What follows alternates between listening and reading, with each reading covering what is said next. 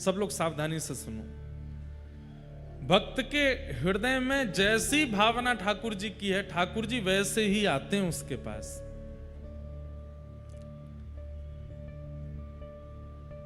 बहुत सुंदर है भैया, बैठ जाओ, हम ले लेंगे आपसे, हैं कथा के बाद ले लेंगे। और भी यहां भी कुछ लोग कुछ बना के लाएं, कथा के बाद सब लोग प्रदान कर देना। अभी कथा सुन लो।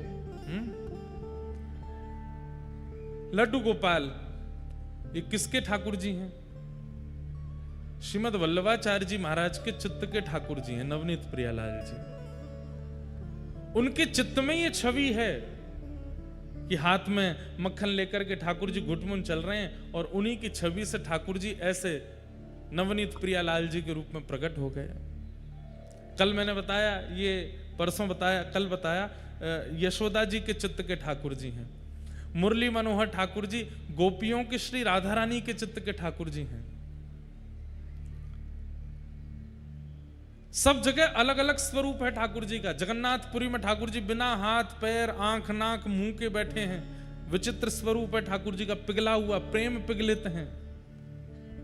वहां ठाकुर जी ब्रजवासियों के प्रेम में, वियोग में प्रेम विगलित हो गए हैं, उनके चित्त के ठाकुर जी। दक्षिण में एक उडुपी में श्री कृष्ण भगवान हैं, वहां के स्वरूप अलग हैं। एक केरला में एक और ठाकुर जी हैं, वहां पर गुरुवायूर, उनका अलग स्वरूप है। भक्त की इच्छा के अनुसार भी ठाकुर जी अलग अलग रूप धारण कर लेते हैं।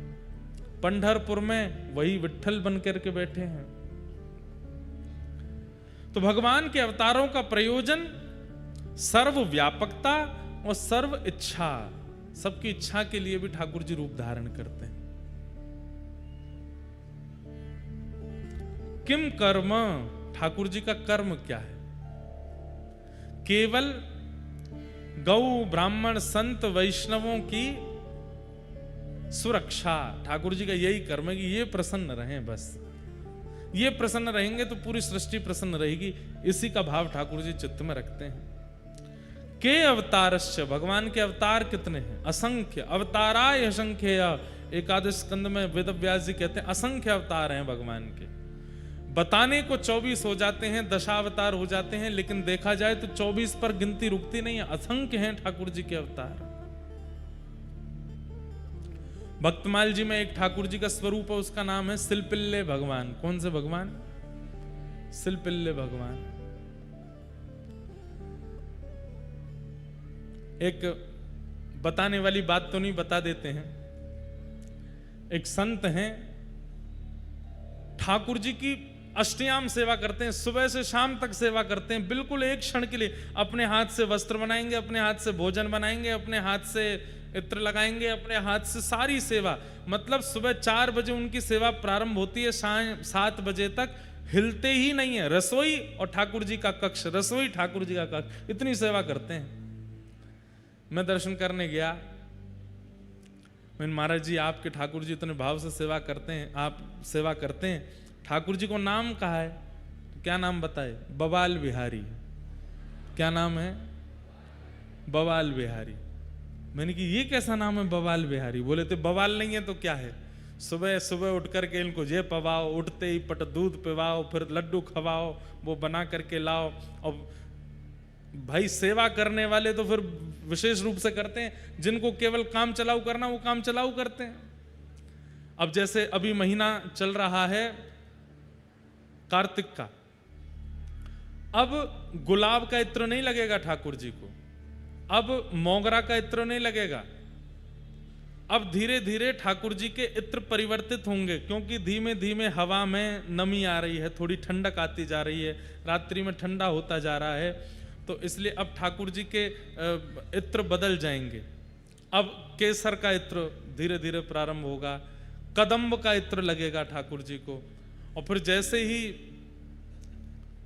महीना ठंडा हो जाएगा पूर्ण रूप से, तो फिर ठाकुर जी को हिना का इत्र लगेगा, शमामा का इत्र लगेगा, गरम इत्र कस्तूरी के इत्र लगेंगे। तो कितना अब इत्र का भी विचार किया जाता है, वस्त्रों का भी विचार किया जाता है। गर्मी में ठाकुर जी को बिल्कुल सूती वस्त्र पहनाए जाते हैं, अब धीरे धीरे रेशमी वस्त्र और फिर धीरे धीरे गर्म वस्त्र पहनाने पड़ेंगे। भोजन सामग्री में भी, पेय पदार्थ में भी ध्यान रखा जाता है कि गर्मी में क्या पाएंगे, सर्दियों में क्या पाएंगे। बवाल बिहारी, तो बोले इसलिए इनका इतना बवाल है, इसलिए इनका नाम हमने बवाल बिहारी रख दिया है। मैंने कहा बहुत बढ़िया। तो जाकी रही भावना जैसी, प्रभु मूरत देखी तिन तैसी। जिसकी जैसी भावना होती है ठाकुर जी उसके लिए वैसे रूप में प्रकट हो जाते हैं। धन्ना जाट के लिए सामान्य पत्थर में भी ठाकुर जी आ गए, और पुंडलीक के लिए साक्षात पंडरीनाथ भगवान द्वार पर खड़े हैं, पर उसके लिए माता पिता ही सर्वोपरि हैं। वो ईंट खिसका देता है, बोले कि मैं माता पिता की सेवा छोड़ के थोड़ी आऊंगा। जिसकी जैसी भावना वैसे ठाकुर जी हो जाते हैं। तो अवतार असंख्य हैं ठाकुर जी के, एक नहीं है। और अंतिम प्रश्न किया गया, धर्म कम शरणम गतः। अंतिम प्रश्न है कि भगवान के चले जाने के बाद, लीला पूरी करने के बाद धर्म किसकी शरण में गया। इसका उत्तर देते हुए कहते हैं, धर्म हमारी शरण में है। इसीलिए धर्मो रक्षति रक्षतः, धर्म की रक्षा करने का दायित्व हमारा है। इसका मतलब रक्षा उसकी की जाती है जो शरण में है। तो ठाकुर जी धर्म स्थापित करके गए, हम लोगों को सौंप गए कि भाई अब धर्म का पालन तुम करना। जो लोग कहते हैं कि हम धर्म मार्ग पर क्यों चलें, क्योंकि आपको ठाकुर जी, इसके लिए ही ठाकुर जी आए थे धर्म स्थापित करने, और आपको देके गए कि इसका स्थापन करो, इसकी सुरक्षा करो। अगर धर्म मार्ग से विलग होकर के व्यक्ति चलता है, ठाकुर जी को बहुत पीड़ा होती है। हमने धर्म स्थापित किया और ये धर्म से विलग चल रहे हैं। ये 6 प्रश्न किए, और इन्हीं 6 प्रश्नों का अब विस्तार से उत्तर भागवत है। सूत जी महाराज अपने गुरुदेव को वंदन करते हैं, और वंदन करते हुए कहते हैं, हे साधु जनों, आप लोगों ने जो प्रश्न किया है, इस प्रश्न से कृष्ण लीला प्रकट होगी, कृष्ण कथा प्रकट होगी। इसलिए मैं इन प्रश्नों को प्रणाम करता हूं। भगवान के अवतारों का वर्णन करते हुए भागवत जी के निर्माण की कथा सुनाई। श्रीमद् भागवत क्यों लिखी गई। प्रश्न हुआ कि वेद व्यास जी महाराज ने इतने ग्रंथ लिखे थे, तो फिर भागवत लिखने की क्यों इच्छा हुई। तब बताते हैं, इदं भागवतम नाम पुराणं ब्रह्म संहितं उत्तम श्लोक चरितं चकार भगवान ऋषि। वेद व्यास जी महाराज ने भागवत की रचना की। क्यों? जब वे इतना कुछ लिख चुके तो फिर भागवत क्यों लिखी? क्योंकि अपनी रचनाओं से संतुष्टि नहीं हो रही थी। संतुष्टि मतलब, बंधुओं देखो, रचनाकार को अपनी रचना के ऊपर पता होता है कि इससे कितना लाभ होने वाला है, कितनी हानि होने वाली है, उसको सब पता होता है। रोटी बनाने वाला, सब्जी बनाने वाली माता जी, उनको पता होता है कि सब्जी कैसी बनी है, लड्डू कैसे बने हैं। अगर श्रेष्ठ नहीं बने होते और कोई जबरदस्ती प्रशंसा करता है तो माता जी कह देती हैं, बोले कि देखो हमें पता है तुम बोल रहे हो बहुत अच्छा है, लेकिन हमको पता है आज हमने इतने मन से बनाया नहीं है, इतना अच्छा बना नहीं है। रचनाकार को पता होता है कि उसकी रचना कैसी है। वेद व्यास जी महाराज अपनी रचनाओं से संतुष्ट नहीं है। क्यों? क्योंकि व्यास जी के चित्त में इच्छा है कि मैं जो लिखूं उससे सबका कल्याण होना चाहिए, पुरुषों का, स्त्रियों का, हर जाति, हर वर्ण, हर व्यवस्था वाले का। लेकिन अभी तक जो कुछ भी लिखा है उनसे सर्वांगीण उद्धार नहीं हो रहा था। इसलिए व्यास जी लिखते तो जा रहे हैं, 18 उप पुराण लिख दिए, 17 महापुराण लिख दिए, 4 वेद लिख दिए, महाभारत लिख दी, लेकिन मन में संतुष्टि नहीं है। हर रचना के बाद सोचते हैं कि कुछ अधूरा है, कुछ रह गया है। तभी वहां नारद जी का आगमन हुआ। और नारद जी महाराज आकर के बोले, व्यास जी क्या बात है, इतने असंतुष्ट क्यों हो आप? बोले, देखो मैंने कितनी पोथियां लिख दी, पर इतना सब कुछ लिखने के बाद भी मन संतुष्टि नहीं हो रहा। क्यों? मुझे प्रसंग इतना प्रिय लगता है क्योंकि जब से इस प्रसंग का मैंने अध्ययन किया और कथा में कहना शुरू किया, तब से संतुष्टि हमारे जीवन में भी आई। वास्तव में संतुष्टि का प्रादुर्भाव होता कैसे? ध्यान से सुनो। नारद जी महाराज कहते हैं, व्यास जी मैं बताऊं आपको संतुष्टि क्यों नहीं है? बोले बताओ। कि भवतानुदित प्रायम यशो भगवतो मलम ये नैवा सौनतुष्येत मन्ये तद्दर्शनम खिलम। व्यास जी, आपने जितने भी ग्रंथ लिखे हैं उनमें घुमा फिरा करके 4 बातों को ही प्रधानता दी है आपने। कौन सी 4 बातें? धर्म, अर्थ, काम और मोक्ष। आपने अपने ग्रंथों में यही लिखा है कि धर्म कैसे किया जाए। एक ग्रंथ में एक बात लिखी, दूसरे में दूसरी लिखी, तीसरे में चौथी लिखी, घुमा फिरा करके धर्म की प्रधानता। दूसरा, अर्थ की प्रधानता। तीसरा, कामनाओं की पूर्ति कैसे हो, और अंतिम बात, मोक्ष कैसे मिले। इन 4 से ऊपर आपने और कुछ भी नहीं लिखा है इतने पन्नों में। व्यास जी कहते हैं तो ये संसार इस 4 के व्यूह में ही तो चल रहा है, धर्म, अर्थ, काम, मोक्ष।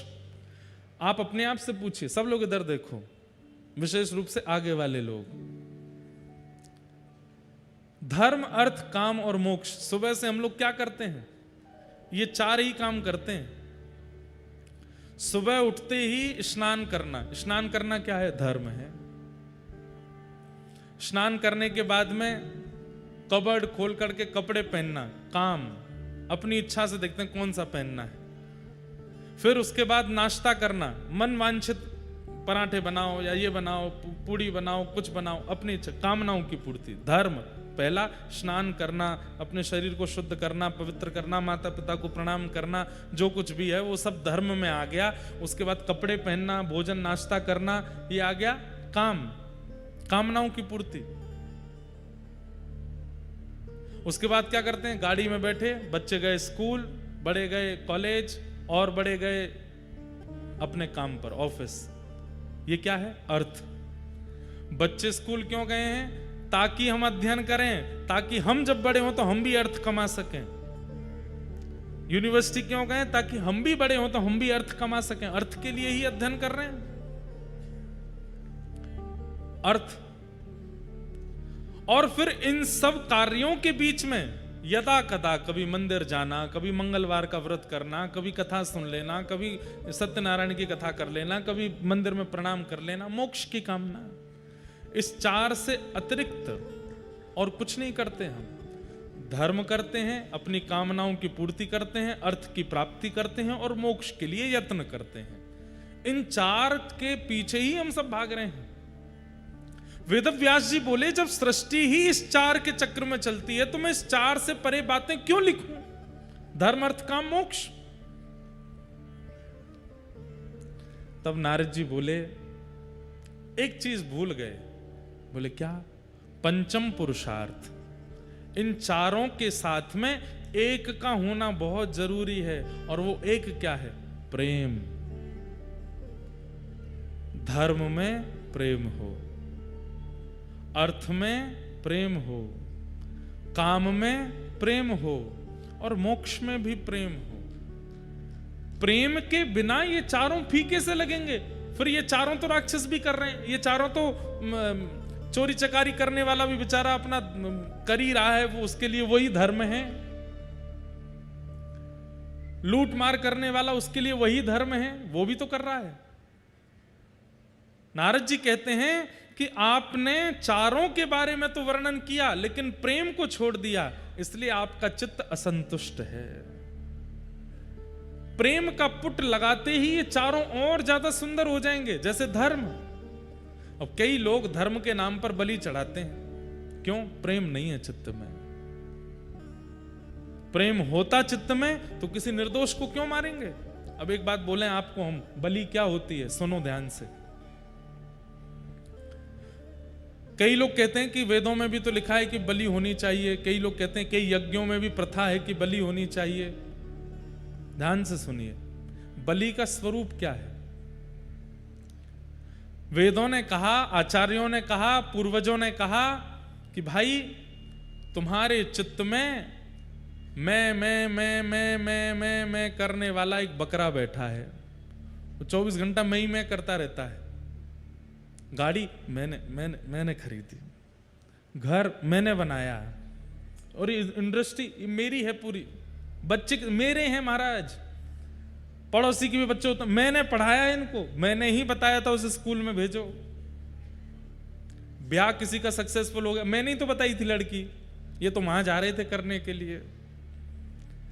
हर जगह ये क्रेडिट लेने वाला जो बकरा आपके चित्त में है, विशेष तिथियों में जाइए और जाकर के देवी के सामने उस चित्त के मैं रूपी बकरे की बलि चढ़ाओ, उसको नष्ट करो।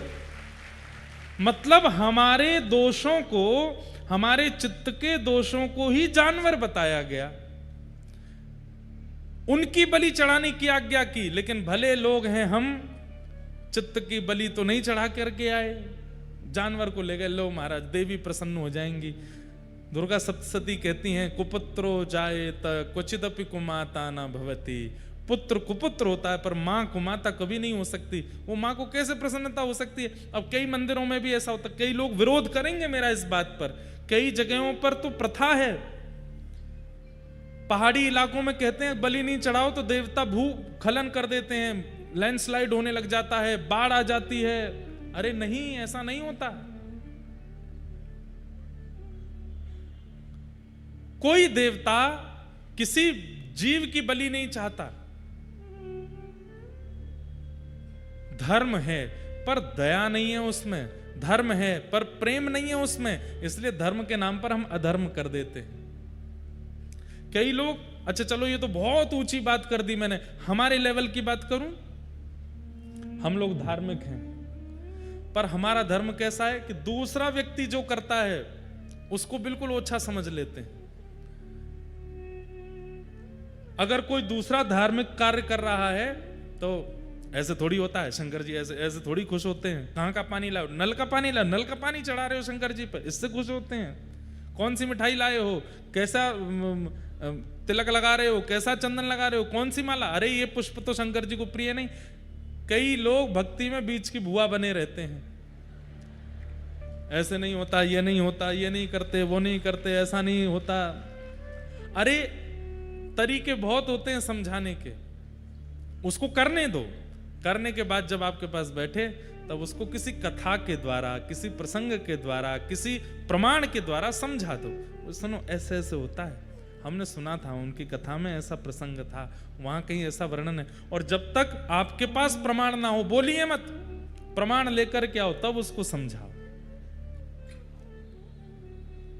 धर्म में दया होनी चाहिए, धर्म में प्रेम होना चाहिए, नहीं तो धर्म के नाम पर अधर्म कर देते हैं कई लोग। अर्थ, धन कमाने में भी प्रेम होना चाहिए।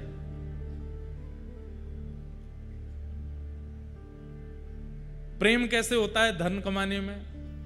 जितनी जरूरत है उससे अधिक, जैसे पता चला कि उससे अधिक आ गया है तो फिर मन में क्या विचार आता है, हमारा काम इतने में चल जाएगा, पर इसका क्या करें जो इतना आया है, इससे हम कुछ दान कर दें, पुण्य कर दें, सेवा कर दें, विवाह करा दें, अनाथ बच्चों के लिए कुछ करवा दें, कहीं कोई व्यवस्था कर दें, आदि आदि आदि। धन में प्रेम आ गया तो दान बन गया। धर्म, अर्थ, काम, अब काम में प्रेम कैसे आता है, कामनाओं की पूर्ति में प्रेम कैसे आता है?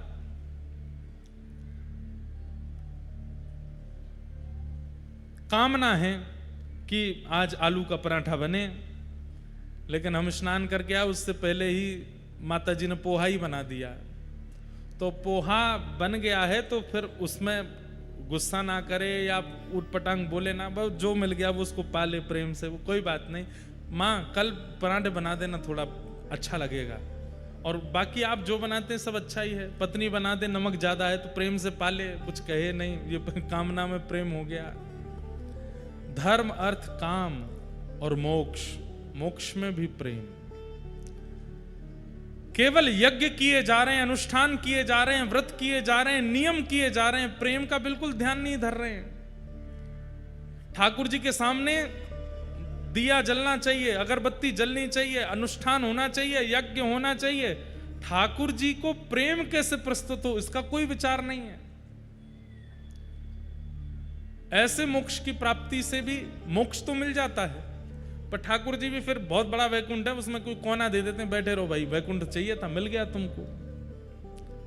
5 प्रकार की मुक्ति होती है ना, उन मुक्ति में जो केवल यज्ञ व्रत अनुष्ठान का नियम का ध्यान रखते हैं, उसमें प्रेम का ध्यान नहीं रखते, ठाकुर जी के प्रति भावना नहीं रखते, केवल नियम से सब कुछ करते रहते हैं, उनको मुक्ति मिलती है। पर कैसी मुक्ति मिलती है? वैकुंठ में एक कक्ष प्राप्त हो जाएगा, एक स्थान प्राप्त हो जाएगा, बैठे रहो वहीं पर बैठ करके चिंतन करते रहो, हफ्ता में कभी एक बार ठाकुर जी दिख जाएंगे।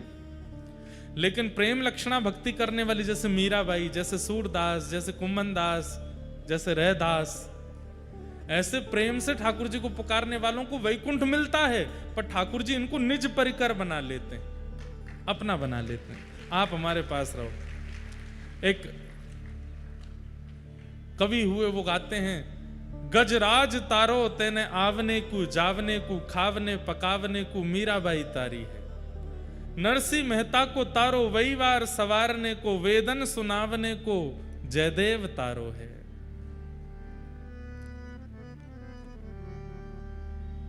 रैदास तारो तेने चामड़ा में धावने को। सबके लिए एक वाक्य कहा गया। बोले तुमने गज को क्यों तारा? बोले तुमको उस पर बैठ के सवारी करनी है, चलो वैकुंठ में चलो, वहीं पे तुम पे बैठा करेंगे। गजेंद्र को तार दिया।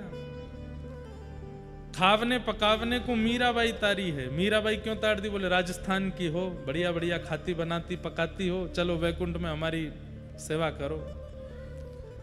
निश्चित है कि वैकुंठ में ठाकुर जी की रसोई बाई सा ही बनाती होंगी, मीराबाई ही बनाती होंगी। क्यों? वो निज परिकर में आ गई हैं, क्योंकि प्रेम से ठाकुर जी को प्राप्त कर रही हैं, नियम से नहीं, अनुष्ठान से नहीं। इसका मतलब ये नहीं कि मैं अनुष्ठान आदि का, मैं खुद अनुष्ठान करता हूं, पर अनुष्ठान में प्रीति होनी चाहिए। संकल्प जब लेते हैं ना, ब्राह्मण देवता जब संकल्प बुलवाते हैं, उसमें पूछते हैं कि आपकी जो भी इच्छा हो उसको धारण कर लीजिए। उसमें यही इच्छा धारण करना कि हे श्याम सुंदर, आपके चरणों में हमारी प्रीति बढ़े, प्रेम बढ़े, आपसे जैसी प्रीति मेरी संसार में है, धन में है, व्यापार में है, अपनों में है, वैसी प्रीति आप में हो जाए। इस प्रीति के लिए मैं आपका भजन कर रहा हूं, ये अनुष्ठान करा रहा हूं। प्रेम,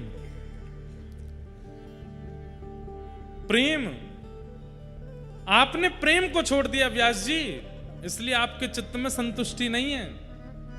और एक बात कह दूं बंधुओं, धर्म का नाम धर्म रहता है, अर्थ का नाम अर्थ रहता है, काम का नाम काम रहता है, मोक्ष का नाम मोक्ष रहता है, यदि वो प्रेम के बिना होते हैं। लेकिन प्रेम का नाम, प्रेम जब आ जाता है, धर्म का नाम भी प्रेम हो जाता है, अर्थ का नाम भी प्रेम हो जाता है, काम का नाम भी प्रेम और मोक्ष का नाम भी प्रेम। फिर वहां पे इन चारों का कोई अस्तित्व नहीं रहता, वहां प्रेम ही रहता है। हमारे वृंदावन में, हमारा वृंदावन प्रेम प्रधान है। अभी तो हम वृंदावन की ज्यादा अंतरंग चर्चा कर नहीं रहे यहां पर, थोड़ा हम भी समझ रहे हैं आप लोगों को कि उस भाव की आप लोग आस्वादन कर पाओ, तो फिर वृंदावन का रस सुनाएंगे। हमारे वृंदावन में धर्म नहीं है। पूरी दुनिया में ठाकुर जी उठ जाते हैं सुबह 4 बजे, बिहारी जी 8 बजे उठते हैं। कितने बजे उठते हैं? क्यों? लाला है छोटो, देर ते सोयो रात में, सुबह देर ते उठेगो। अब यहां धर्म नहीं है। धर्म क्या कहता है? उत्तिष्ठ उत्तिष्ठ गोविंद उत्तिष्ठ गरुड़ध्वज उत्तिष्ठ कमलाकांता त्रैलोक्यम मंगलम कुरु। हमारे ब्रज में ठाकुर जी को मंगल कराने के लिए नहीं उठाते, उठा करके कहें लाला राजी रे, लाला प्रसन्न रे, अरे उठ गो नेक्सो सो लाला उठ गो, जय हो लाला की आशीष देते हैं उल्टे ठाकुर जी को। क्यों? धर्म नहीं है, प्रेम है। बिहारी जी में आरती होती है, घंटी नहीं बजती। एकमात्र ऐसा मंदिर है पूरे भारत में जहां घंटी नहीं बजती आरती में। क्यों? लाला है, डर जाएगो, जोरते घंटी बज गई तो लाला घबरा जाएगो, इसलिए घंटी नहीं बजाते। श्रीनाथ द्वारा में शयन आरती 6:30 बजे हो जाती है। अभी कितने बज रहे हैं? बस होने वाली 1-8 घंटे में शयन कर जाएंगे ठाकुर जी। कपाट बंद हो जाते हैं 6:30 बजे, 6 बजे। क्यों? बोले कि भैया जिस समय में लाला व्रजमंडल में थे उस समय में लोग इतनी जल्दी ही सो जाते थे, इसलिए श्रीनाथ द्वारा की परंपरा में ठाकुर जी की मंगला 4 बजे हो जाती है। क्यों? लाला 6 बजे को सोया है, 6:30 बजे को सोया है। धर्म नहीं है, प्रेम। अच्छा, एक और बात, संध्या में उत्थापन के दर्शन होते हैं। हमारे वृंदावन में सारे मंदिर बंद हो जाते हैं 12:30 बजे तक, दोपहर में सारे मंदिर बंद। क्यों? दोपहर में सो रहे हैं ठाकुर जी हमारी आपकी तरह भोजन करके? नहीं, गैया चरावे गए हैं ठाकुर जी, गैया चरावे गए, गौचारण करने के लिए गए। अब कब खुलेंगे मंदिर? हर मंदिर को नंदालय माना जाता है। क्या माना जाता है? नंदालय, मतलब नंद भवन। और 12:30 के बाद दर्शन इसलिए नहीं होंगे, लाला गयो, गैया चरावे गयो है। अब कब खुलेंगे दर्शन? 4:30-5 बजे होंगे, जब लाला लौट के आ जाएगा। और जैसे ही ठाकुर जी लौट करके आते हैं तो सबसे पहले श्री राधा रमण जी में उत्थापन के बाद में औलाई आरती होती है। औलाई आरती में क्या करते हैं? ठाकुर जी के गाल पे इत्र लगाएंगे, हाथों पे इत्र लगाएंगे। क्यों? बोले मैया अपने अपने पल्लू ते लाला के मुंह को पहुंच रही है। क्यों? मट्टी लगा के आए गए, गैया चरा के आए हो। धर्म नहीं, प्रेम। हमारे वृंदावन में धर्म नहीं है। और वृंदावन की बात सुनो, कैसा वृंदावन? श्री राधा रानी के पग पग पे प्रयाग जहां। हमारे वृंदावन में जितने कदम आप चलते हो, वॉच पहन के जानना जिसमें स्टेप्स काउंट होते हैं, और उसको 0 करके वृंदावन में घूमना। जितने स्टेप्स हो जाएं, आपके 5000 हो गए, 10,000 हो गए, 14,000 हो गए, उतने स्टेप्स को क्या मानिएगा? उतनी बार प्रयाग का दर्शन हो गया। मान लीजिए 10,000 स्टेप्स हुए तो 10,000 प्रयाग दर्शन हो गए। राधा रानी के पग पग पे प्रयाग जहां, केशव की केली कुंज कोटि कोटि काशी है। कहते हैं वृंदावन में भ्रमण करते करते जब आप सघन वन को देखते हैं, कुंज निकुंजों को देखते हैं, तो जितनी कुंज निकुंज देखते हो उतनी बार काशी जाने का फल मिलता है। केशव की केली कुंज कोटि कोटि काशी है, और एक बार नहीं, करोड़ काशी का फल मिलता है एक बार देखने से। बुद्धि चकरा जाएगी। पढ़े लिखे साइंस के स्टूडेंट्स बोलेंगे कुछ भी बोल रहे हैं व्यासपीठ पे बैठ के, पर यही तो बात है कि हमारो वृंदावन पढ़े लिखे वाले इनको समझ में ना आवे। हमारे ब्रज में एक पद गाते हैं, उस पद में कहते हैं, प्रेम को प्रमुख यही वृंदावन धाम, प्रेम ही ते पायो श्याम रसिया ने नाम, प्रेम ही ते पायो श्याम रसिया ने नाम, याए जाने कहाँ गंवार, प्रेम नदिया की सदा उल्टी बहे धार, कौन पावे या को पार, प्रेम नदिया की सदा उल्टी बहे धार। याए जाने कहाँ गंवार। पढ़े लिखे लोग, उद्धव जी गए थे पढ़े लिखे, ठाकुर जी से कह के गए, आप रो क्यों रहे हो? ठाकुर जी बोले, ब्रजवासियों की याद आ रही है उद्धव, मथुरा जब से आया हूं मैं। परमात्मा हैं आप भगवान हैं, आपका रोना शोभा देता है। ठाकुर जी कहते हैं, मुझे पर ब्रजवासियों ने मुझे अपने प्रेम पाश में बांध लिया उद्धव, मुझे उनकी याद आ रही है। अरे ऐसी बातें मत करिए, वेद हंसेंगे आपके ऊपर। जिन वेदों ने नीति नीति कह करके आपको परमात्मा रूप बना करके प्रकट कराया, उन वेदों को क्या लगेगा जब आप कहेंगे कि आप ब्रजवासियों के लिए रो रहे हैं? ये मोह ममत्व आसक्ति आपके चित्त में, आप तो भगवान हो। उद्धव, मुझे नहीं समझ में आ रही तुम्हारी बात, तुम एक काम करो। बोले क्या? ब्रजवासियों को समझाया हो जो तुम मुझे बता रहे हो कि मैं वेदों से प्रकट होता हूं, मैं परमात्मा हूं, मैं भगवान हूं। सब लोग इधर देखो, ध्यान से सुनना। ठाकुर जी कह रहे हैं ये बात तुम ब्रजवासियों को बताया हो। उद्धव बोले ऐसा बता करके आऊंगा, ऐसा बता करके आऊंगा, जीवन में कभी आपको याद नहीं करेंगे। माया और परमात्मा का रूप क्या होता है प्रकट कर दूंगा ब्रजवासियों के सामने अपनी लच्छेदार वाणी में। अरे मैं बृहस्पति का शिष्य हूं। भगवान बोले जाओ, सुनो, ज्यादा संस्कृत मत बोलना, ब्रजवासी सीधे हैं। मुझे मत समझाओ ठाकुर जी, आप मुझे बोलने में बहुत संकोच होता है, पर आप क्यों भूल जाते हैं कि मैं बृहस्पति का शिष्य हूं? मुझे जाने तो दीजिए। अच्छा कब आओगे तुम? शाम तक आ जाऊंगा। ठीक है, सुनो इधर आओ। ठाकुर जी ने अपना पटका उतार करके गले में पहनाया, मुकुट में से मोर पुच्छ निकाल करके पहनाया। उद्धव बोले ये क्यों कर रहे हैं आप? इसके बिना जाओगे तो ब्रजवासी तुमसे बात नहीं करेंगे, इससे पता चल जाएगा कि मैंने तुमको भेजा है। अच्छा जाता हूं। 6 महीना बाद लौट करके आए उद्धव जी। कितने महीना बाद? 6 महीना बाद। और 6 महीना पहले जिस उद्धव की वाणी थी, उन उद्धव जी की 6 महीने बाद की वाणी क्या है? अपनी झोली फैलाते हैं और कहते हैं आशा महो चरण रेणुज श्याम हम श्याम वृंदावने किमपि गुलमलतौषधीना।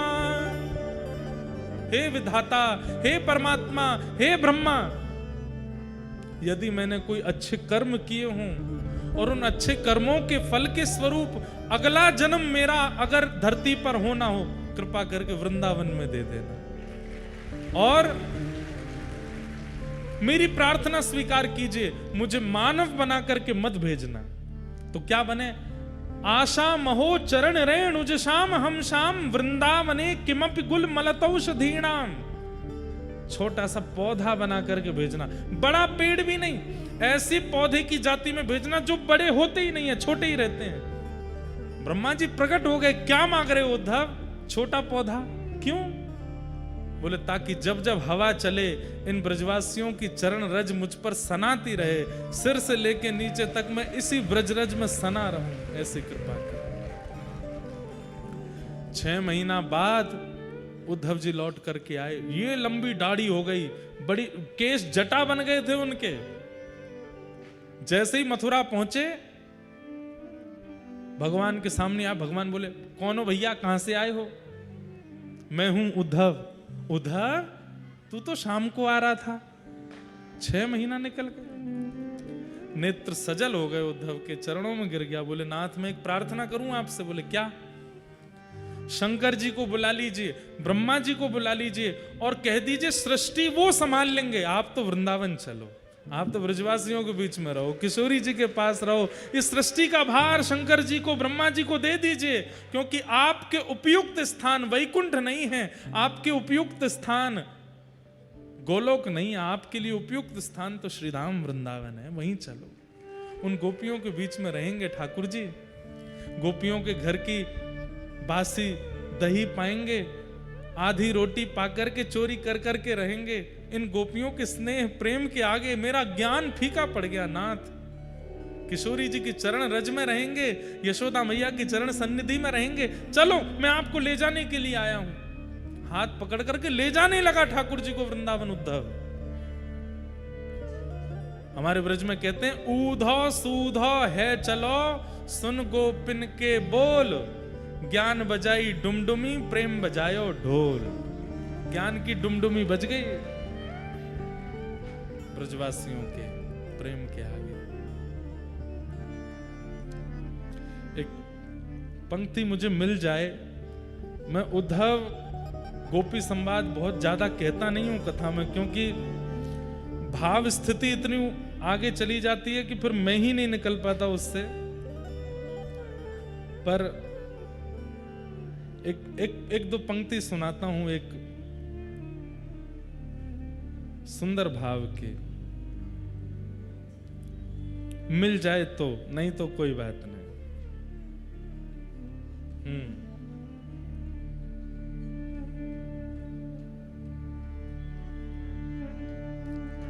जब उद्धव जी महाराज वृंदावन गए, नंद बाबा से मिले, सोने के रथ में बैठ करके गए थे उद्धव जी। ये बात मैं प्रसंग क्यों सुना रहा हूं?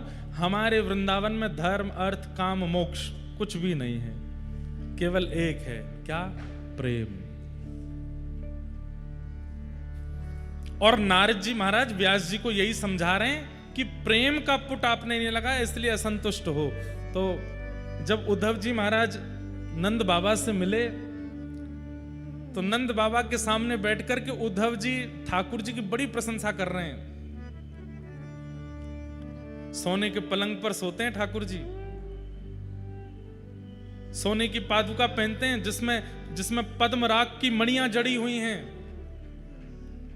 ठाकुर जी जब सवेरे उठते हैं तो सुंदर सहनाइयां बजने लगती हैं, माखन मिश्री का भोग लगता है, इतने सेवक उनकी सेवा में रहते हैं, आदि आदि। मतलब ताकि इन ब्रजवासियों को ठाकुर जी का कष्ट ना लगे। इनको पता चलेगा कि ठाकुर जी प्रेम से हैं तो ये लोग उनको भूल जाएंगे।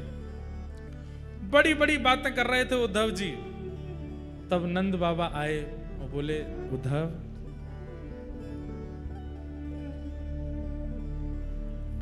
यहां तो खातो मैया सो रोटी, यहां तो खातो मैया सो रोटी, वाकू मैया सी रोटी मिली है कि ना, उधो सीधो बता। उद्धव यहां तो मैं अपने हाथ से रोटी पवाऊं, बलराम अपने हाथ से रोटी पवावे, रोहिणी अपने हाथ से रोटी पवावे तो लाला पावे ही नहीं, और जबरदस्ती हम पवा भी दें तो वाके बाद भी रो तो रहे। बोले क्यों? मोकू तो मैया के हाथ से खा के ही पेट भरे, और कोई कितनों पवाए दे मेरो पेट ना भरे।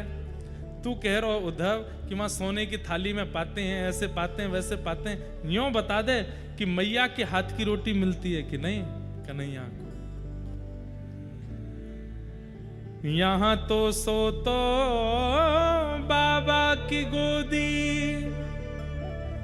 यहां तो सोतो बाबा की गोदी।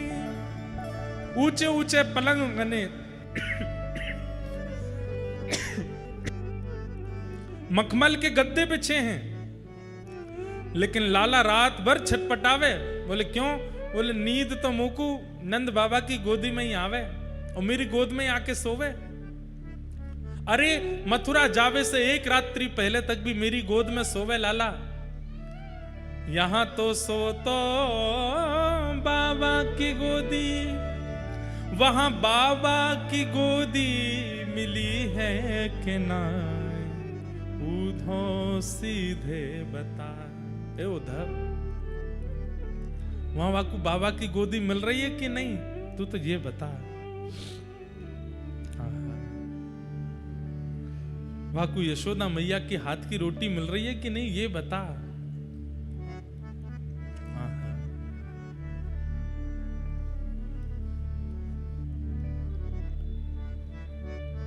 यहां तो धावे गैयन के संग, यहां तो धावे गैयन के संग, वाकू गैयन को संग मिले है कि ना, उधो सीधे बता।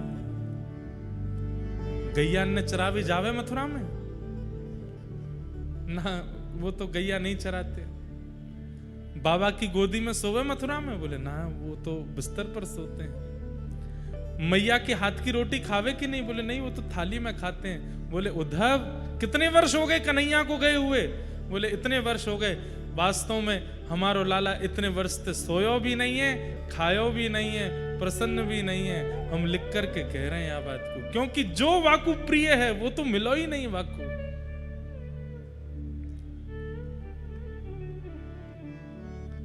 गुजराती में भी एक पद द्वारिका में गाते हैं, नंद बाबा ने माता यशोदा जी सांभरे, ममतानी मूर्ति मारी रह गई गोकुल मां। 56 भोगन थाल धराई के, कांसानी थाली मारी रह गई गोकुल मां। नंद बाबा ने माता यशोदा जी सांभरे, ममतानी मूर्ति मारी रह गई गोकुल। सब कुछ है मथुरा में, सब कुछ है द्वारिका में, लेकिन वो प्रेम नहीं है जो ब्रजवासी देते हैं। उद्धव जी महाराज रोते हुए 6 महीना बाद पहुंचे हैं और ठाकुर जी के चरणों में प्रार्थना कर रहे हैं कि नाथ वापस चलो, वृंदावन में ही रहेंगे और कहीं नहीं जाना है। तुरंत ठाकुर जी ने उद्धव को कहा, उद्धव नेत्र बंद करो, और नेत्र बंद करके कहा अब खोल करके देखो।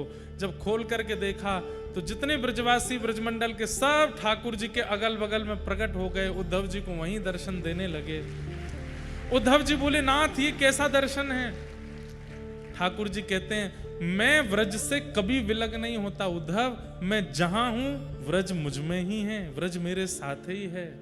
प्रकट लीला में सबको ऐसा नहीं पता चलेगा कि मैं व्रज के साथ चल रहा हूं, सबको लगेगा कि अकेले कृष्ण ही द्वारिका जा रहे हैं, अकेले कृष्ण ही मथुरा निवास कर रहे हैं, पर वास्तव में ये दिव्य दृष्टि अब तुम्हें प्राप्त है। बिना श्री जी के, बिना नंद बाबा के, बिना यशोदा मैया के, बिना वृंदावन के एक क्षण भी मैं नहीं रहता हूं। ये वृंदावन 24 घंटे मुझे घेरे रहता है। और उद्धव खिड़की से झांक करके देखो वृंदावन की ओर। जैसे ही उद्धव जी महाराज खिड़की से वृंदावन की ओर देखते हैं तो क्या पाते हैं? कभी यमुना में श्री कृष्ण दिखाई देते हैं, कभी गिरिराज जी पर श्री कृष्ण दिखाई देते हैं, कभी किसी वृक्ष पर वंशी बजाते हुए श्री कृष्ण दिखाई देते हैं, कहीं गैया चराते हुए दिखाई देते हैं। ठाकुर जी कहते हैं उद्धव वृंदावन भी मुझसे विहीन नहीं है, मैं सदा वृंदावन में रहता हूं।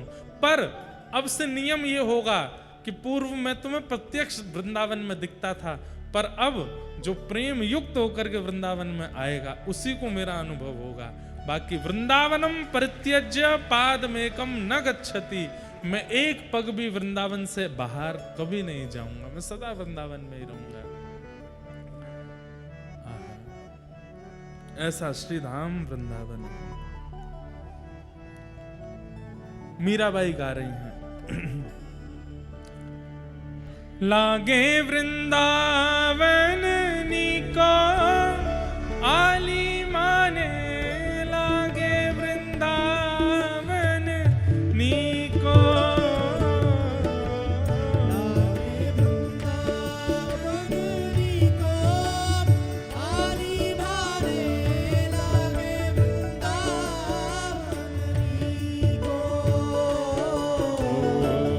लागे वृंदावन नीको आली माने, लागे वृंदावन नीको,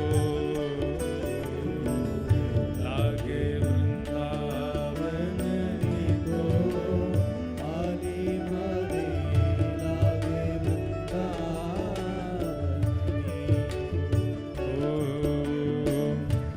घर घर तुलसी ठाकुर सेवा, घर घर तुलसी ठाकुर सेवा, घर घर तुलसी ठाकुर सेवा, घर घर तुलसी ठाकुर सेवा, दर्शन गो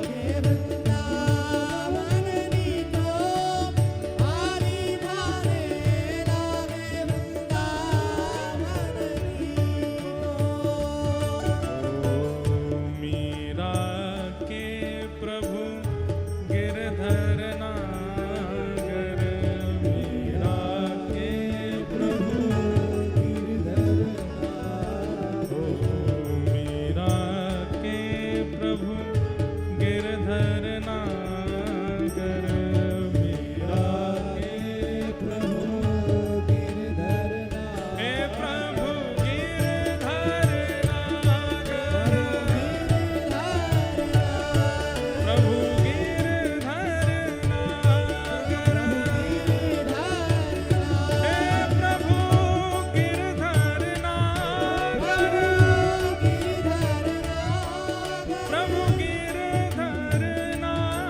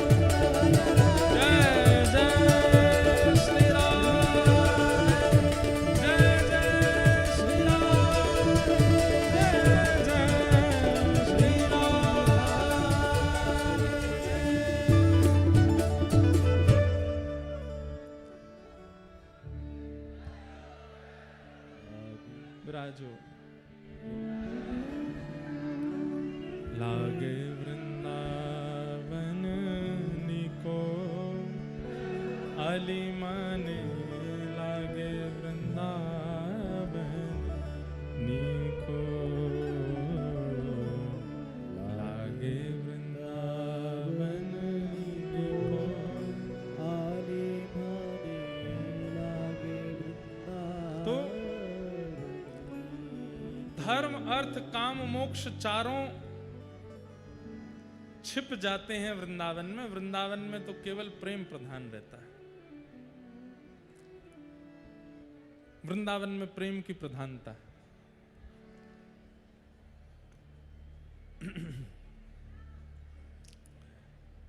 वही बात यहां पर श्री नारद जी महाराज वेद व्यास जी को समझा रहे हैं कि व्यास जी आपने जितना कुछ भी लिखा है उसमें प्रेम की प्रधानता नहीं है, इसलिए आपका चित्त अशांत है।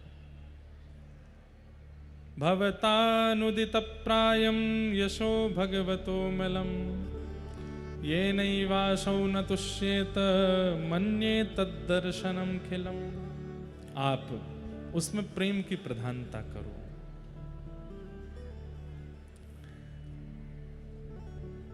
अभी तक आपने ठाकुर जी का धर्म, अभी तक आपने ठाकुर जी का ऐश्वर्य का वर्णन किया है, पर अब ठाकुर जी के प्रेम का वर्णन करो कि ठाकुर जी प्रेमी कैसे हैं।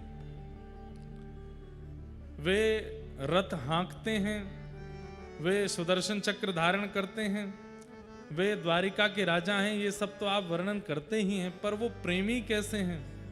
कृपा करके अब ऐसे भावों का वर्णन करो जिनको श्रवण करने के बाद में श्रोता के चित्त में उनके प्रति भगवत बुद्धि के अलावा प्रेम बुद्धि भी प्रकट हो।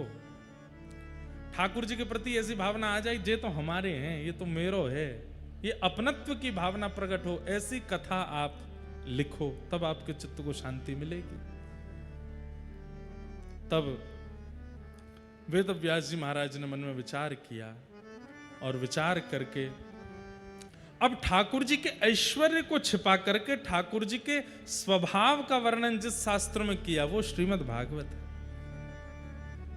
कंबा दयालुम शरणम ब्रजेम अहो वकीयम स्तनकाल कूटम जिघांक्षयापा यदप्य साध्वी लेभे गतिम धा त्रुचिताम ततोन्यम कंबा दयालुम शरणम ब्रजेम। ठाकुर जी के स्वभाव का वर्णन किया। कैसा स्वभाव है? वही जगत नियंता जगदाधार जो अंतर ध्यान होने की सामर्थ्य रखते हैं, जो तीनों लोगों को अपनी भ्रकुटी पर धारण करते हैं। उनकी व्रज में क्या स्थिति है? एक दिन यशोदा मैया के गौरस भंडार में मटका फोड़ दिया ठाकुर जी ने, और उनके घर में जाए जाए करके तो मटका फोड़े ही हैं। लेकिन आज यशोदा जी के गौरस भंडार में जब मटका फोड़ो, मैया बोली आज लाला को नहीं छोड़ूंगी, या को बताऊंगी। मैया पीछे छड़ी लेकर के भाग रही, आगे आगे लाला भाग रहा है। आकाश में 33 कोटि देवता कह रहे हैं मैया, जिनके पीछे आप छड़ी लेके भाग रही हो, ये अपनी बौह उठा लेते हैं ना तो प्रलय हो जाता है। आपका कैसा सौभाग्य, आपसे डर के भाग रहे हैं ये।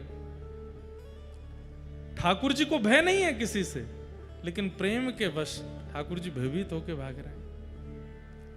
तभी एक गली में ठाकुर जी घुस गए तो वहां पे एक मटका बनाने वाला बैठा था। उसके खूब सारे मटका रखे थे, बड़े छोटे पतले लंबे। ठाकुर जी ने बातें जाके कही, बोले देख मेरी मैया मुंह को खोजते भय आ रही है, और मैं नेक्स्ट हूं, अभी 3.5 वर्ष के ठाकुर जी, तेरे पीछे बहुत बड़ा मटका है, तू या को उठाए के या के भीतर मुंह को दुबकाए दे, और मैया हमें तो उनको मत बताइयो। मटका बनाने वाले के हाँ ठाकुर जी आ जाओ, मैंने उठाया और ठाकुर जी भीतर घुस गए। जैसी धरो मैया आई, मैया ढूंढती भाई सब जगह, लाला को देखो लाला को देखो, सबने मना करी ना है लाला तो ना है। मैया ढूंढ रही है, ढूंढते ढूंढते मैया तो कहीं चली गई, और ठाकुर जी अंदर बा में मटका में बैठे हैं भीतर। 20-25 मिनट हो गए, आधा घंटा है गए, तो ठाकुर जी भीतर थे, बोले लाला अब जा मटका को हटाए दे। तो मटका बनाने वाला मटके के ऊपर बैठ गया, बोले अब तो बिल्कुल नहीं हटाऊंगा। क्यों? बोले पूरे विश्व को संसार रूपी मटके में बंद करने वाले आज मेरे मटका में बंद हुआ है, ये मटका कैसे उठा लूं मैं? ठाकुर जी बोले देख,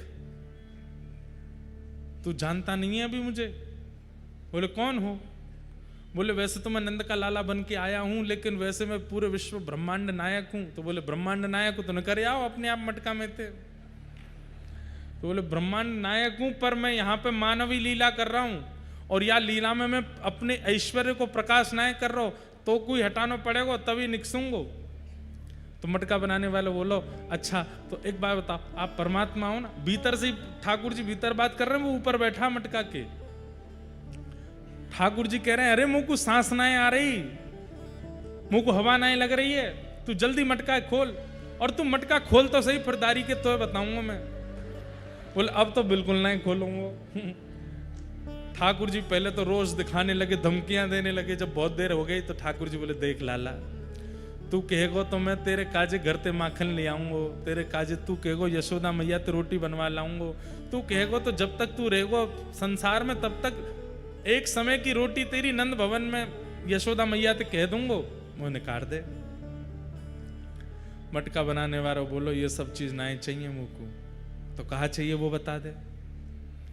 बोले आप वैकुंठ आधिपति हो। बोले हाँ। यूं कह दो कि मैंने तो वैकुंठ दियो, मुंह को मोक्ष दे दो, ऐसा वचन मुंह को दे दो। और मोक्ष भी केवल वैकुंठ में कोई कोनो नहीं चाहिए, वैकुंठ जाकर के आपकी सेवा मिले, ऐसी कृपा मुंह पे करो।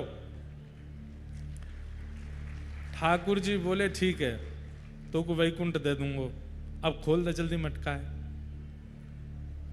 मटका बनाने वालों बोलो 22 साल पहले मेरो ब्याह भयो, पत्नी घर में अकेली छोड़ के मैं कैसे वैकुंठ चलो जाऊंगो। ठाकुर जी मटका के भीतर ते बोले तो तू माऊ ब्याह रचावे को वैकुंठ जाके हूँ, मतलब दंपति के संग ब्याह करते हुए मोक्ष लेगो। बोले ठाकुर जी पत्नी तो 7 जन्मन के संग को हमने वचन लियो, वाकी भी मुक्ति कराओ। ठाकुर जी बोले तो को भी मुक्ति दूंगो, वाको भी मुक्ति दूंगो। अब इस लीला में क्या है, ठाकुर जी ऐश्वर्यवान हैं, लेकिन मटका बनाने वाले के प्रेम के अधीन होकर के अपने ऐश्वर्य को भूल के मटका के भीतर बैठे हैं। और वहां ऐश्वर्य का प्रमाण, ऐश्वर्य का लोभ मांग रहा है मटका बनाने वाला, और ठाकुर जी भीतर बंधी बन करके ऐश्वर्य प्रदान कर रहे हैं। लेकिन यहां पर प्रधानता, आप हंस क्यों रहे हो, आप इतने आनंदित क्यों हो रहे हो इस लीला को सुन के, कि वो परमात्मा हैं, वो ईश्वर हैं, वो जगत नियंता जगदाधार हैं, पर कितने प्रेमी हैं, सर्व समर्थवान होते हुए मटका के भीतर बैठे हैं। स्वयं चाहे तो कुछ भी कर सकते हैं, लेकिन प्रेम के अधीन होकर के कुछ कर नहीं रहे हैं, इसलिए तो हंसी आ रही है। मटका बनाने वाले बोलो दोनों उनको मुक्ति दोगे, कहो तो खोलूंगा। ठाकुर जी बोले तो वह दूंगो, तेरी पत्नी वो दूंगो, अब तो निकाल दे मुंह बाहर। मटका बनाने वाले बोलो 2 छोटे छोटे बालक हो रहे मेरे, उनको भी दे दो। अरे उनको भी दे दूंगो, तेरे मैया पितान को भी दे दूंगो, तेरे परदादा परदादी को भी दे दूंगो, और सुन तेरे कुल जहां ते प्रारंभ है रो महा सबन को दे दूंगो, तुम को बाहर निकाल यहां ते। नहीं निकाला। ठाकुर जी बोले अब का है गो? बोले मेरे कुल खानदान की गई, पत्नी के कुल खानदान, बाकी भी 21 पीढ़ी न तारो। ठाकुर जी बोले तू बाहर तो निकार मो तो बताऊंगो। भीतर ठाकुर जी हल्ला करने लगे, मचलन लगे। तो मटका बनाने वाला बोलो देख लो मैं बाहर निकाल दूंगा। बोलो वही तो कह रहा हूं, तू बाहर तो निकार। मटका बनाने वाला देखा दूर यशोदा मैया डोली, तो यशोदा मैया तो इशारा कर यहाँ पे आओ। मैया दौड़ी दौड़ी आई, कहाँ लाला? वो अभी निकारू। सोई मटका खोल दियो। ठाकुर जी निकले, कहाँ को है? बोले मोए बात बताइए, पीछे देखो, पीछे देखो तो यशोदा मैया खड़ी। अच्छा दारी की यहाँ छिपके बैठा, चल। हाथ पकड़ करके ठाकुर जी लेके, कुछ नहीं कर पाए उसका। नारद जी महाराज वेद व्यास जी से बोले ऐसी कथा आपने कहां लिखी बताओ। व्यास जी बोले ये तो नहीं लिखी। बोले इसीलिए आपका मन अशांत है क्योंकि आपने ठाकुर जी के ऐश्वर्य का वर्णन किया है, ठाकुर जी के स्वभाव का वर्णन नहीं किया है, ठाकुर जी के लीला का वर्णन नहीं किया। वो कोमल कितने हैं, वो प्रेमी कितने हैं, उनका स्वभाव कैसा है, उनका व्यवहार कैसा है, इसका वर्णन आपने नहीं किया, प्रेम की प्रधानता नहीं बताई है, इसलिए आपका मन अशांत है। अब एक ऐसा ग्रंथ लिखो जिसमें ठाकुर जी के स्वभाव प्रधान, प्रभाव नहीं। प्रभाव सबको पता है, दुनिया जानती है ठाकुर जी का प्रभाव। आपने महाभारत में एक से एक प्रभाव बताया ठाकुर जी के, विराट रूप का वर्णन किया, भगवान के सुदर्शन चक्र धारण का वर्णन किया, पूरे महाभारत युद्ध में कैसे भगवान ने अर्जुन को विजय दिलाई, सबने प्रभाव देख लिया ठाकुर जी का। प्रभाव से प्रभावित होकर के रुचि प्रकट होना वो उत्तम प्रेम नहीं है। ध्यान से सुनिएगा,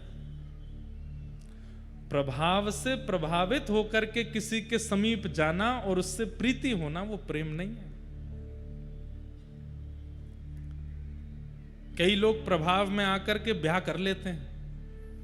किसी का प्रभाव देख लिया, लड़की का प्रभाव देख लिया, लड़का का प्रभाव देख लिया। प्रभाव में क्या क्या आता है? रूप सबसे पहला प्रभाव रूप में है। प्रभाव में दूसरा क्या आता है? यौवन, युवावस्था। प्रभाव में तीसरा आता है संपत्ति। प्रभाव में चौथा आता है ऐश्वर्य, नाम, प्रतिष्ठा। और प्रभाव में पांचवा आता है मद, अभिमान। इन पंच गुणों से युक्त व्यक्ति प्रभावशाली होता है, जिसके पास रूप भी है, यौवन भी है, संपत्ति भी है।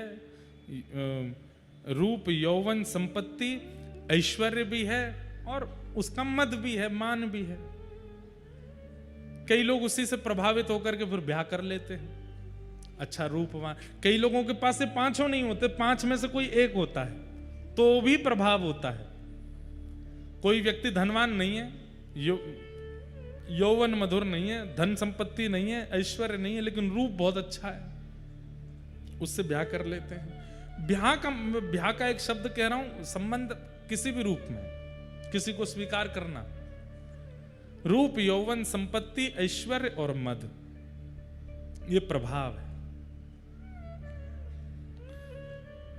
लेकिन जब व्यक्ति उस प्रभावशाली व्यक्ति के अति सामीप्य में रहने लगता है, जिससे विवाह किया, उसके साथ कुछ समय बिताने लगता है, फिर धीरे धीरे धीरे धीरे उसके स्वभाव से जब परिचित होने लगता है, फिर क्या होता है? वही प्रभावशाली व्यक्ति अच्छा नहीं लगता, फिर वो प्रिय नहीं लगता, फिर उससे दूर रहने की इच्छा होती है, फिर उससे दूर हो जाने की इच्छा होती है। इसलिए कभी दूर होना ही ना पड़े, इसलिए प्रभाव देख के जाओ ही मत, स्वभाव के पास जाओ। स्वभाव देख करके किसी को स्वीकार करो।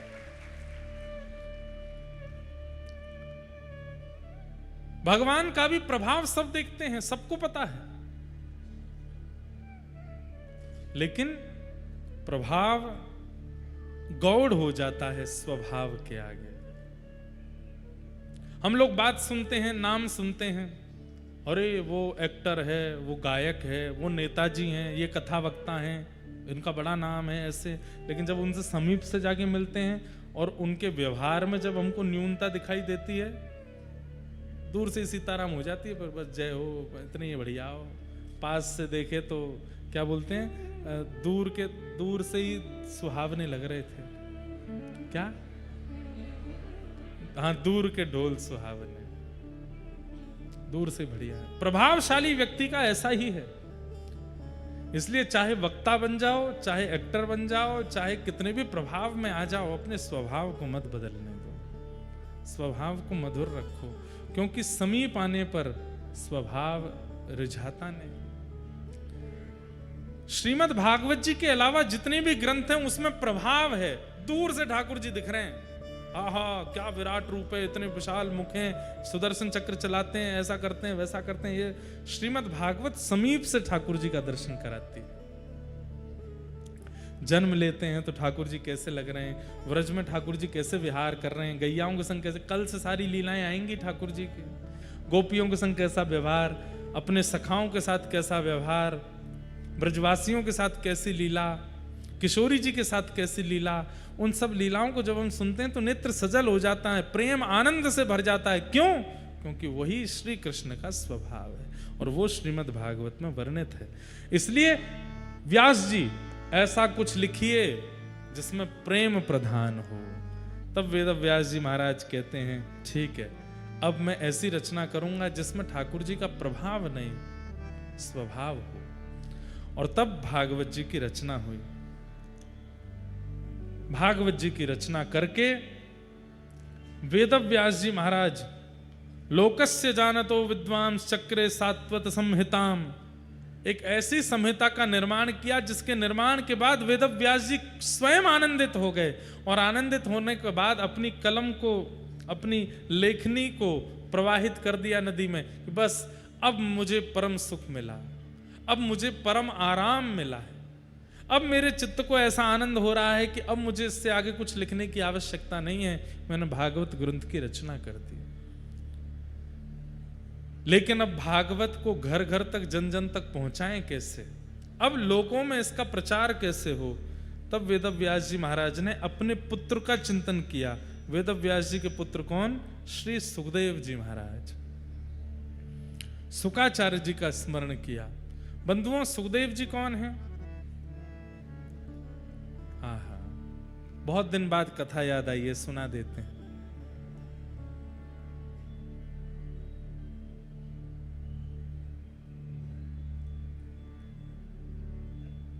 तरवर छाओ तीर यमुना के, तरवर छाओ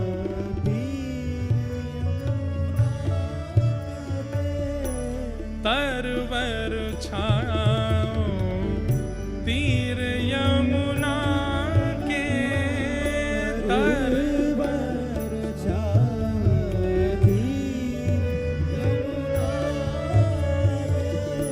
सुआ पढ़ावत डोले,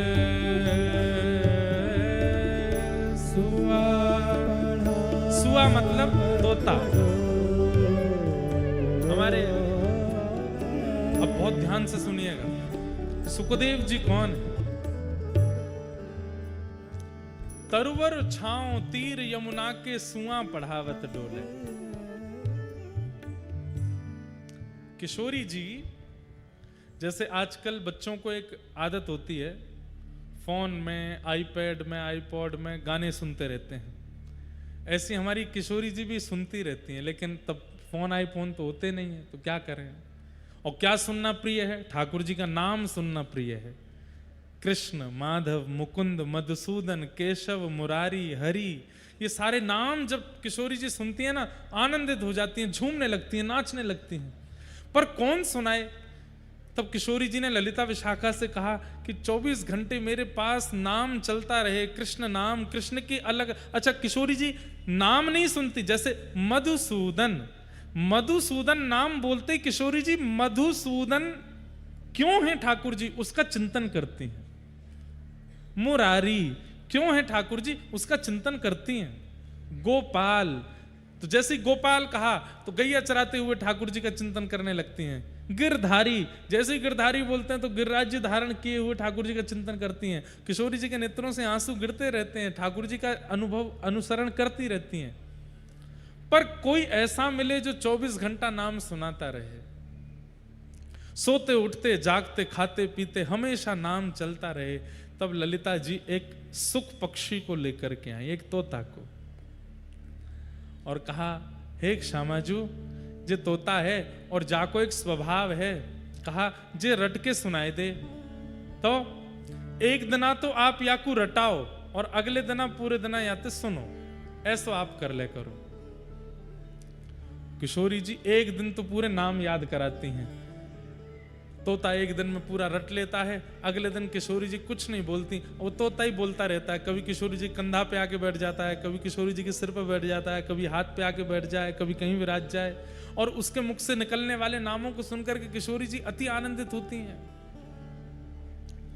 तरुवर छाओ तीर यमुना के सुआ पढ़ावत डोले। किशोरी जी तोता को पढ़ाती रहती हैं। एक दिन श्याम सुंदर आए, ठाकुर जी आए। जैसे ही ठाकुर जी आए, सब ने दंडवत प्रणाम किया। सब चमड़ डोरा रहे हैं, पंखा झल रहे हैं, कोई ठाकुर जी को बीड़ी पवा रहा है, कोई लड्डू पवा रहा है। सब सखियां ठाकुर जी को मनोहार कर रही हैं, सब वंदन कर रही हैं। और किशोरी जी सब सखियों को देख रही हैं कि ठाकुर जी की खातिरदारी में कोई कमी तो ना कर रो। तभी किशोरी जी की दृष्टि पड़ी उस तोते के ऊपर। सबने प्रणाम किया, पर उस सुख पक्षी ने प्रणाम नहीं किया, उस तोते ने वंदन नहीं किया।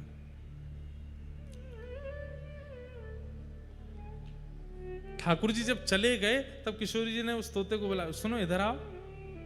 फिर से शुरू हो गया, मधुसूदन मुरारी मनोहरी। ठाकुर जी के मधुर मधुर नाम सुनाने लगा। बोले नाम मत सुनाओ, ये बताओ, श्याम सुंदर आए थे, सबने प्रणाम किया, तुमने प्रणाम क्यों नहीं किया? सुख पक्षी बोले, वो कौन थे जो आए थे? मैं तो नहीं जानता। अरे वो वही मदन मोहन जिनका तुम नाम बोलते हो। बोले कौन मदन मोहन? मुझे केवल नाम पता है, पर उसका अर्थ नहीं पता, और नामी को मैं जानता नहीं। किशोरी जी बोले, ओ याने रट ली हो बस, जाने ना है। तब किशोरी जी बोली, हे सुख पक्षी, अब मैं तोको तभी स्वीकार करूंगी जब तू जितने नाम गावे, वह नाम गावे वाले नामी को पहचान करके आवेगो, वह के बारे में जान के आवेगो, परिपूर्ण रूप से उनकी पूरी जानकारी। कभी ठाकुर जी की किसी भी गुण, किसी भी स्वभाव, किसी भी कर्म, किसी भी व्यवहार से तुम वंचित ना रहो, सब तुमको पता हो। क्योंकि जो कृष्ण को जाने वो मुझ को प्रिय है, और जब तक तू कृष्ण को जान के नहीं आवेगो, तब तक मैं तुमको स्वीकार नहीं करूंगी। अब जाओ। तब किशोरी जी उत्सुक व्याकुल हो गया, ललिता विशाखा जी के पास गया।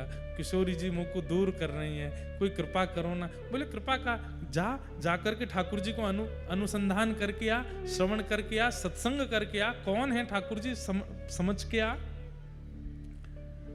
तब उस सुख ने जाकर के घनघोर तपस्या की, और तप के कारण वही सुख जब अमर कथा सुना रहे हैं देवादिदेव महादेव पार्वती को, वहीं वो सुख पक्षी महादेव के ठीक पीछे प्रकट हुआ और पूरी कथा श्रवण कर रहा है। महादेव ठाकुर जी की एक एक लीला श्रवण करा रहे हैं।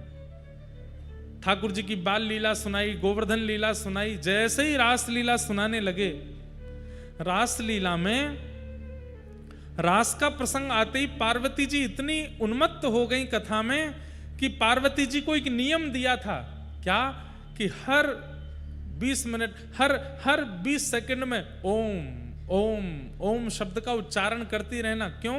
क्योंकि मैं नेत्र बंद करके कथा सुनाऊंगा, तुम सुन रही हो, इसका मुझे प्रमाण प्राप्त होता रहे। लेकिन रास बिहार की लीला आते ही ऐसी उन्मत्त हो गई पार्वती जी, नृत्य करने लगी। उनको लगने लगा मैं कथा नहीं सुन रही हूं, मैं भी रास बिहार की एक गोपी हूं, मैं भी श्याम सुंदर के साथ में रास कर रही हूं। जैसे ही पार्वती जी रास में प्रविष्ट हो गई, अपने मानसी में ओम शब्द का उच्चारण विस्मृत हो गया। थोड़ी देर जब ओम का उच्चारण नहीं हुआ, तो पीछे बैठे तोता ने मन में विचार किया, कथा विक्षिप्त हो जाएगी, कथा यहीं रुक जाएगी अगर ओम शब्द का उच्चारण नहीं हुआ।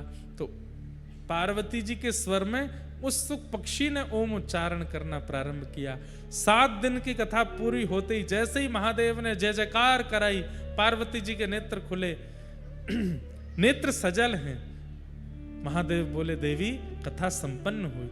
अरे अभी रास हुआ है, रास के बाद में क्या क्या लीलाएं हुई? अभी तो मथुरा लीला, द्वारिका लीला, रुक्मिणी विवाह, कई प्रसंग अभी अधूरे रह गए। महादेव इतनी जल्दी कथा विश्राम मत कीजिए। महादेव बोले, अरे हमने सब सुना दिया, मथुरा लीला भी हो गई, द्वारिका लीला भी हो गई, रुक्मिणी विवाह भी हो गया, सब पूर्ण हो गया, अभी अभी पूरी कथा विश्राम हुई है। पार्वती जी बोली, पर मैं तो रास का ही चिंतन कर रही थी, और रास में श्याम सुंदर मेरे साथ नृत्य कर रहे हैं, उसका अनुभव कर रही थी। महादेव बोले, रास में अगर तुम अनुभव कर रही थी, मानसी में रास चल रहा था, तो उस समय मुख से ओम शब्द का उच्चारण तुम्हारे तो नहीं हो रहा था, कौन कर रहा था? जैसे ही देखा तो सुख पक्षी वहां बैठा है। महादेव को क्रोध आ गया और क्रोध के कारण बोले कि तुम्हें व्यासपीठ के पीछे बैठ करके ज्ञान का अर्जन किया है, जो कि शास्त्र निषिद्ध है, इसलिए मैं तुम्हारा वध करूंगा। त्रिशूल लेकर के भागे। सुख पक्षी उड़ता हुआ हिमालय की कंदराओं में पीछे पीछे महादेव जा रहे हैं। तभी वह सुख पक्षी हिमालयों में उड़ता हुआ पहुंच गया कहां? बद्रिकाश्रम, जहां पर श्री वेदव्यास जी महाराज सरस्वती नदी के तट पर विराजमान हैं। वहीं उनकी पत्नी बिट्टिका मुख खोल करके जलपान कर रही थी। छोटे से सुख पक्षी ने तुरंत उनके मुख में से गर्भ में प्रवेश कर लिया और गर्भ में जाकर के विराजमान हुए। 12 वर्ष तक, 9 महीने नहीं, 12 वर्ष तक अपनी मैया के गर्भ में रहे। कौन? श्री शुकाचार्य जी। 7 दिन जो जो कथा में श्रवण किया वेद महादेव से, उसका केवल चिंतन करने लगे। 12 वर्ष बाद श्लोक स्फुटित होने लगे। जब वही शुकाचार्य जी अपने मुख से स्वर में श्लोक गाने लगे तो विटिका जी वेदव्यास जी के पास गई और बोली, मुझे ऐसा लगता है कि कभी कभी मेरे भीतर से कोई श्लोक उच्चारण कर रहा है। वेदव्यास जी महाराज ने दिव्य दृष्टि डाल करके देखा, अरे देवी, तुम्हारे गर्भ में साक्षात ठाकुर जी की यश कीर्ति को विश्व में फैलाने वाले श्री शुकाचार्य जी हैं। प्रार्थना की, हे गर्भ में विराजमान श्री सुखदेव जी, आप प्रकट होइए और मानव उद्धार कीजिए। सुखदेव जी बोले, मैं जन्म नहीं लूंगा। क्यों? संसार की माया बहुत विचित्र है, मुझे पकड़ लेगी, मैं संसार में नहीं आऊंगा। यदि ठाकुर जी आकर के मुझे आश्वासन दे देंगे कि संसार की माया मुझे नहीं सताएगी, तो ही मेरा अवतरण होगा। ठाकुर जी गर्भ में प्रकट हो गए और प्रकट होकर के कहा, हे सुखदेव जी, भूल गए, आपको किशोरी जी ने भेजा है मेरे बारे में संपूर्ण जानकारी अर्जन करना, और अर्जन करके सब में वितरित करने के लिए आप धराधाम पर आए हो। अपने कार्य की सिद्धि के लिए अब आप जन्म लो। तो वही श्री शुकाचार्य जी महाराज बिटिका मैया के गर्भ से प्रकट हुए। बोलो सुखदेव जी महाराज की जय। लेकिन जन्म लेते ही माता पिता को छोड़ करके चले गए। अब वेदव्यास जी महाराज ने जब भागवत संहिता का निर्माण किया, तब मन में विचार किया कि इस भागवत संहिता को ग्रहण करने की योग्यता इस पृथ्वी पर केवल सुखदेव जी में है, मेरे पुत्र में है। लेकिन वो तो निर्गुण निराकार ब्रह्म का ज्ञान कर रहे हैं, क्योंकि शंकर जी से कथा सुनी है ना। शंकर जी की कथा में भाव प्रधान है, सगुण साकार प्रधान है, लेकिन योगी से कथा सुनेंगे तो निर्गुण निराकार ही सिद्ध होगा। अब सगुण साकार की ओर इनको लाने के लिए तो इनको सगुण का दर्शन कराना पड़ेगा। निर्गुण निराकार का मतलब क्या है बंधुओं? जिसमें कोई गुण नहीं, जिसका कोई आकार नहीं, जिसकी कोई आकृति नहीं, केवल खाली, उसको निर्गुण निराकार ब्रह्म कहते हैं। जैसे आकाश, इसका कोई आकृति नहीं है, इसका कोई ओर छोड़ नहीं है, इसकी कोई नपाई नहीं है, इसकी कोई ऊंचाई नहीं है, ये निर्गुण निराकार है। लेकिन सगुण साकार क्या है? वंशी हाथ में लिए खड़े हैं, गिरिराज जी नख पे धारण किए खड़े हैं, शेष शैया पर पौड़े हुए हैं, शंख चक्र गदा पद्म धारण किए, ये सगुण साकार है। अब निर्गुण को सगुण साकार में लाने के लिए तो सगुण का दर्शन कराना पड़ेगा। तब वेदव्यास जी महाराज ने श्रीमद् भागवत जी के एक श्लोक का उच्चारण अपने समस्त शिष्यों से हिमालय की कंदराओं में करवाया। कौन सा श्लोक? वेणुगीत का श्लोक। वरहापीणं नटवर वपु कर्णयो कर्णकारं बिभ्रद्वासः कनक कपिसं वैजयन्तीं च मालां रन्ध्रान् वेणो अधर सुधया पूरयन् गोपवृन्दैः वृन्दारण्यं स्वपदरमणम्